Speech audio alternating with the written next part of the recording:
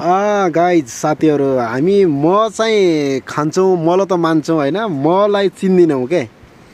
वास्तविक म भनेको यही हो आमामा यो स्पेशल म हेर्नुहोस् एकदम अर्ग्यानिक म भनेको यो हो यदि तपाईहरुलाई चाहिएको खण्डमा सम्झिनु होला हामी चाहिँ तपाईहरुलाई दिन तयार छौं अनि यसरी चाहिँ म काटिदैछ यहाँ म काटिदैछ यस्तो हुन्छ हेर्नुहोस् यो घार भनेको तपाईको चाहिँ पौराणिक मुडे घार भन्छ यसलाई यो मुडे घारको म हो यो अनि चाहिँ आधुनिक घार भनेको यो आधुनिक घारमाथिको म पातलो हुन्छ त्योमा मैन मिसिएको हुँदैन स्पेशल म मात्रै हुन्छ तर त्यो म त्यति चाहिँ स्वादिष्ट हुँदैन त्यो म खानामा अलिकता पाल्तो हुन्छ त्यति चाहिँ हुँदैन यो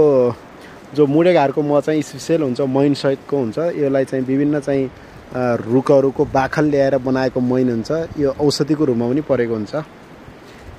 आज हामी म काट्ने स्थानमा आएको छौं